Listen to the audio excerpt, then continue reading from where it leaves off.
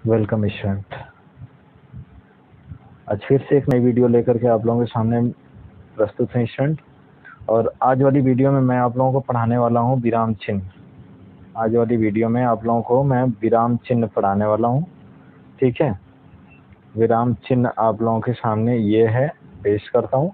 और विराम चिन्ह में आप लोगों को आज मैं विराम चिन्ह और उसके 20 टाइप्स बताऊंगा। ठीक है, मतलब उनके पार्ट डिस्कस करूंगा। और इसके बाद जो अगली वाली जो वीडियो होगी उसमें आप लोगों को सादा टॉपिक वाइज चल रहेगा। ठीक है, टॉपिक वाइज का मतलब यह है कि पहले आपका विराम चिन्ह में कौन सा आता है, फिर उसके बाद कौन सा पार्ट आता है, उसके बाद कौन सा पार्ट आता है विद डिफिनीशन वाइज, जैसे पूर्ण विराम, अर्ध विराम। ठीक है ना, विद डिफिनीशन वाइज हम लोग चलेंगे। डिफिनीशन मतलब परिभाषा।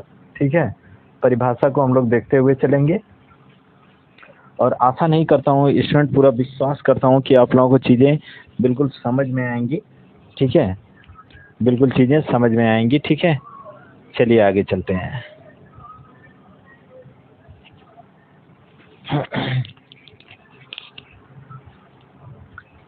चलिए आगे बढ़ते हैं स्टूडेंट। अगला आप लोगों का देखिएगा, यहाँ पर विराम चिन्ह। विराम चिन्ह का अर्थ होता है, ठीक है ना, ठहराव या रुकना। विराम चिन्ह का अर्थ क्या होता है? ठहराव या रुकना इसका अर्थ होता है। ठीक है, विराम चिन्ह का अर्थ क्या होता है? ठहराव या रुकना। अगर मैं बात करता हूँ केवल विराम चिन्ह का अर्थ, तो यहाँ पर ठहराव या रुकना इसका अर्थ हो जाएगा। ठीक है, अच्छा एक बात और पॉइंट डिनोट कर लीजिएगा। ठीक है ना, यहाँ पे मैं आपको बता रहा हूँ, यहाँ से यहाँ तक चीज, श्री कामता प्रसाद गुरुजी ने इन्हें अंग्रेजी भाषा से लिया। ठीक है ना, माना है, और जिनकी संख्या कितनी होती है? तो 20 होती है। ये पॉइंट डिनोट कर लीजिएगा। ठीक है ना, जिनकी संख्या कितनी होती है? तो 20 होती है। पूर्ण, जिनमें से अगर मैं बात करता हूँ तो पूर्ण विराम को छोड़ करके, ठीक है ना, पूर्ण विराम को छोड़ करके ये क्या होती है? उनकी संख्या क्या होती है? 20 होती है। अब अगर मैं बात आगे चलता हूँ तो देखो 20 प्रकार कौन कौन से हैं, ये नीचे दिया हुआ है। ठीक है, अगर मैं बात करता हूँ अल्प विराम की, ठीक है, अल्प विराम की, तो अल्प विराम जैसा कि नाम से ही प्रदर्शित हो रहा है कि थोड़ी देर के लिए ठहराव। थोड़ी देर के लिए ठहराव क्या होता है? अल्प विराम कहा जाता है। ठीक है ना, थोड़ी देर के लिए ठहराव। ठीक है, थोड़ी देर के लिए ठहराव क्या होता है? तो यह अल्प विराम चिन्ह कहलाता है। ठीक है, अब इसके बाद बात करते हैं अर्ध विराम चिन्ह का। ठीक है ना, अर्ध विराम चिन्ह का। ठीक है, अब अर्ध विराम चिन्ह का मतलब यह होता है कि अल्प विराम चिन्ह से ज़्यादा समय देर तक ठहरना। ठीक है ना, इससे जो है, इससे ज़्यादा टाइम तक ठहरना। ठीक है ना, तो ज़्यादा टाइम तक ठहरना क्या हो जाएगा? ठीक है, ज़्यादा टाइम तक ठहरना क्या हो जाएगा? यह अर्ध विराम कहलाएगा। ठीक है ना, अब बात आती है आप लोगों के सामने पूर्ण विराम। पूर्ण विराम क्या होता है? देखो, पूरी तरीके से रुक जाना, पूरी तरीके से रुक जाना। ठीक है ना, पूरी तरीके से रुक जाना जो होता है वह पूर्ण विराम कहलाता है। प्रश्न चिन्ह आप लोग जानते हो कि किसी से प्रश्न करना, प्रश्न का करना।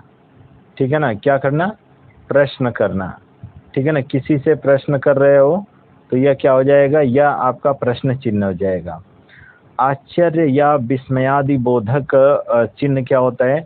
तो जैसे कि किसी भी वस्तु को, किसी दृश्य को देख करके आपके मन में आश्चर्य होना, तो यह क्या हो जाएगा? आश्चर्य या विस्मयादि बोधक चिन्ह हो जाएगा। ठीक है ना, अगला जो छठवां है वो आपका निर्देशक चिन्ह। निर्देशक चिन्ह आप लोग जानते हो, बिल्कुल पटपाई जैसा होता है, जैसे राम श्याम सीता गीता। ठीक है ना, ये सारे क्या हो जाएंगे? ये निर्देशक चिन्ह में आते हैं। ठीक है, चलिए अगला टॉपिक लेकर के चलता हूँ। तो अगला इसमें दिया हुआ है 7वां कोष्ठक। ये कोष्ठक होगा, सही से लिख लीजिएगा। ठीक है ना, कोष्ठक है तो कोष्ठक देखिएगा, कोष्ठक वाले तो कोष्ठक ही रहते हैं भाई। ठीक है ना, अवतरण चिन्ह इन्वर्टेड कॉमा को कहा जाता है। ठीक है, अवतरण चिन्ह इन्वर्टेड कॉमा को कहा जाता है। ठीक है, इसके बाद अगर मैं बात करता हूँ उप विराम चिन्ह, तो उप विराम चिन्ह ये होता है जिसके बीच में क्या लग जाता है? 2 ठो बिंदी लग जाती है, तो उसे उप विराम चिन्ह कहते हैं। ठीक है ना। विवरण या आदेश चिन्ह, देखो ये होता है किसी हेडिंग के बाद लगाया जाता है विवरण या आदेश चिन्ह, इसीलिए यह हेडिंग के बाद लगाया जाता है कि यह किसी की विवरण को प्रस्तुत कर सके। ठीक है। पुनरुक्ति चिन्ह, पुनरुक्ति चिन्ह, पुनरुक्ति चिन्ह केवल 2 सिंबलाइज रहेगा। यह पुनरुक्ति चिन्ह होता है लाघव या संक्षिप्त चिन्ह। देखो लाघव या संक्षिप्त चिन्ह का मतलब होता है BA MA, ठीक है ना। और ये सारी चीजें क्या होती हैं, यह आपके लाघव या संक्षिप्त चिन्ह होते हैं। ठीक है। लोप चिन्ह, लोप चिन्ह देख रहे हो ना, या डैश डैश डैश करके जो दिया रहता है वह क्या आता है, लोप चिन्ह होता है। आगे अगर मैं बात करता हूँ दीर्घ उच्चारण चिन्ह, तो दीर्घ उच्चारण चिन्ह आपका क्या दिया हुआ है, तो देखो दीर्घ उच्चारण चिन्ह 2 जैसा बनता है। ठीक है ना, दीर्घ उच्चारण चिन्ह हो जाएगा। इसके बाद हंस पद या त्रुटि चिन्ह होता है, तो हंस पद ऊपर की तरफ से ऐसे उठा हुआ होता है। ठीक है ना, हंस पद या त्रुटि चिन्ह इसको बोलते हैं। ठीक है। चलिए नेक्स्ट चलते हैं।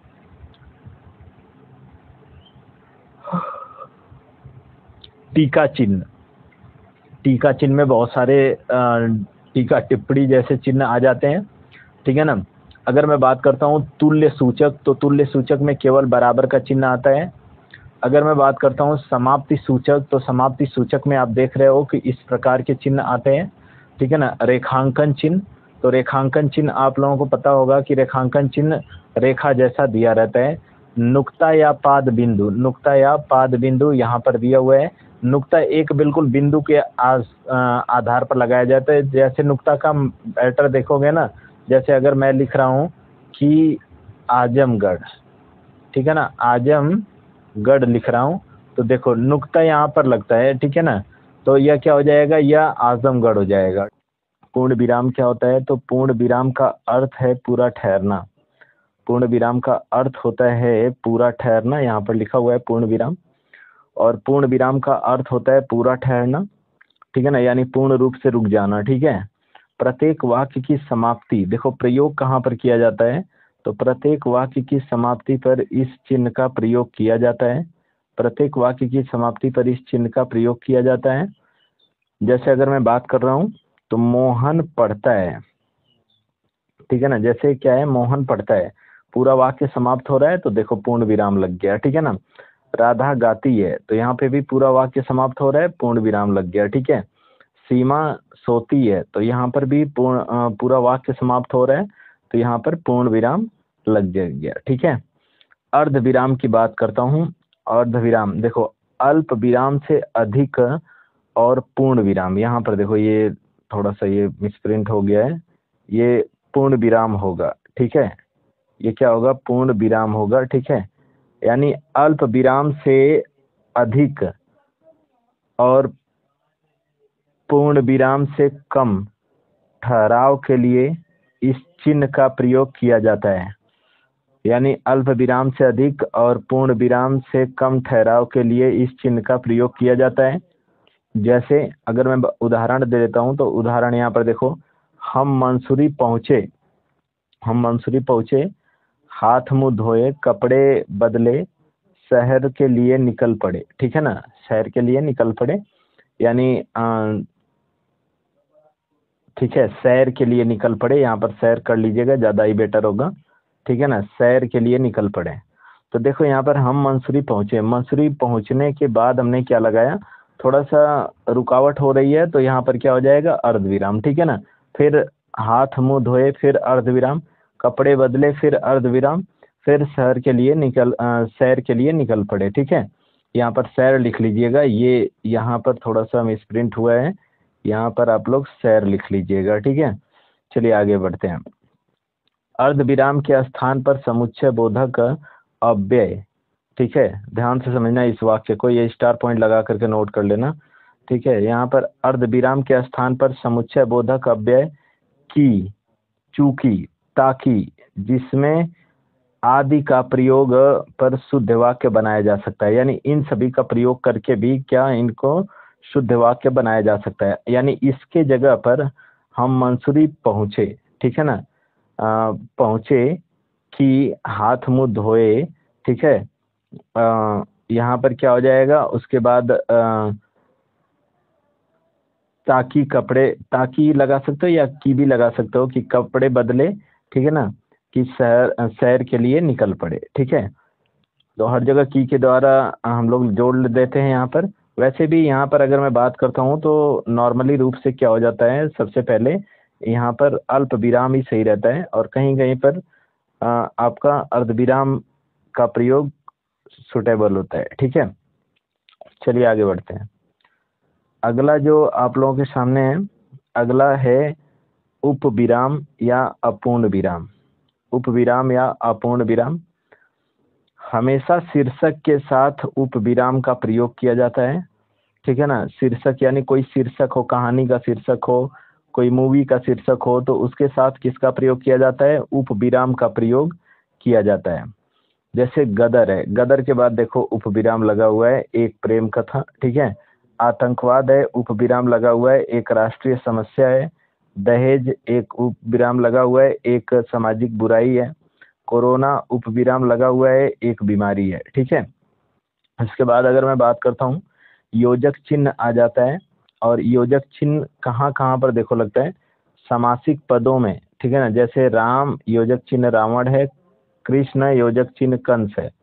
फिर विलोम शब्द में रात दिन हो जाएगा और लाभ हानि हो जाएगा, देखो बीच में योजक चिन्ह लगा हुआ है, ठीक है।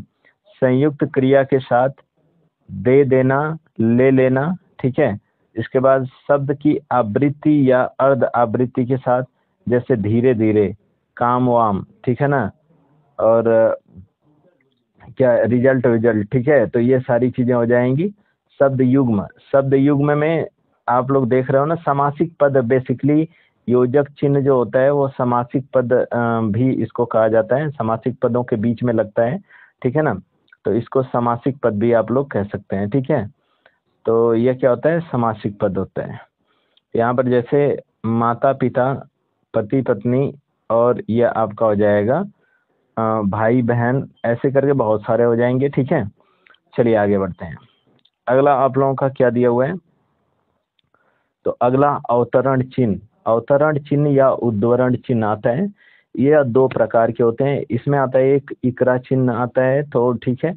इकरा चिन्ह का प्रयोग किसी व्यक्ति के उपनाम, उपाधि, पुस्तक व संस्था, संगठन, समिति के साथ, समिति के नाम के साथ किया जाता है। एक जगह और भी इसका प्रयोग किया जाता है, अज्ञात कथन के लिए इकरा चिन्ह का भी प्रयोग किया जाता है। जैसे यहाँ पर देखिएगा, इकरा चिन्ह होता क्या है, देखो मैं यहाँ पर लिख देता हूँ, ठीक है ना। इकरा चिन्ह क्या होता है, यहाँ पर सही से बता देता हूँ। ये यहाँ पे देखो, यह इकरा चिन्ह है, ठीक है ना। ऐसे होता है इकरा चिन्ह, बेसिकली ये आपका इकरा चिन्ह होता है, ठीक है। समझ में बात आई ना। तो इकरा चिन्ह आप लोग देख रहे हैं ना, कि इकरा चिन्ह का प्रयोग किसी व्यक्ति के उपनाम, उपाधि, पुस्तक व संस्था, संगठन, समिति के नाम के साथ किया जाता है, ठीक है ना। देखो सूर्यकांत त्रिपाठी निराला, अब यहाँ पर निराला है तो यहाँ पर इकरा चिन्ह लग जाएगा, ठीक है ना, क्योंकि इनकी क्या है, इनके नाम की वो है, ठीक है ना, नाम के टाइटल के साथ जोड़ा जाने वाला पद है। तो यह क्या हो जाएगा, यह आपका इकरा चिन्ह का प्रयोग यहाँ पर किया जाएगा, ठीक है ना। अब समुद्रगुप्त को भारत का नेपोलियन कहा जाता है। देखो नेपोलियन भी क्या है, उपाधि है, तो ये क्या हो जाएगा, यहाँ पर इकरा चिन्ह का प्रयोग किया जाएगा। आप लोग लगा लेना, ठीक है ना। इसके बाद आगे चलते हैं। डुकरा चिन्ह, डुकरा चिन्ह मतलब इसको इन्वर्टेड कॉमा, अंग्रेजी में इन्वर्टेड कामा कहते हैं, ठीक है ना। अंग्रेजी में इसको इन्वर्टेड कॉमा कहते हैं, ठीक है। अंग्रेजी में इसको इन्वर्टेड कॉमा कहते हैं। किसी प्रसिद्ध व्यक्ति, महापुरुष के कथन के साथ, ठीक है। देखो कहाँ कहाँ पर प्रयोग होता है, किसी प्रसिद्ध व्यक्ति, महापुरुष के कथन के साथ, वाक्य नारे महत्वपूर्ण शक्ति के साथ, किसी प्रसिद्ध पुस्तक की महत्वपूर्ण पंक्ति के साथ डुकरा चिन्ह का प्रयोग किया जाता है। चलिए देखते हैं, उदाहरण ले लेते हैं। तो उदाहरण आप लोगों के सामने ये है, उठो जागो तब तक लगे रहो जब तक लक्ष्य की प्राप्ति ना हो जाए, ठीक है ना। देखो डुकरा चिन्ह लगा हुआ है, ठीक है। वेदों की ओर लौटो, वेदों की ओर लौटो, यह भी देखो डुकरा चिन्ह लगा हुआ है, क्योंकि यह एक कहावत है, ठीक है ना।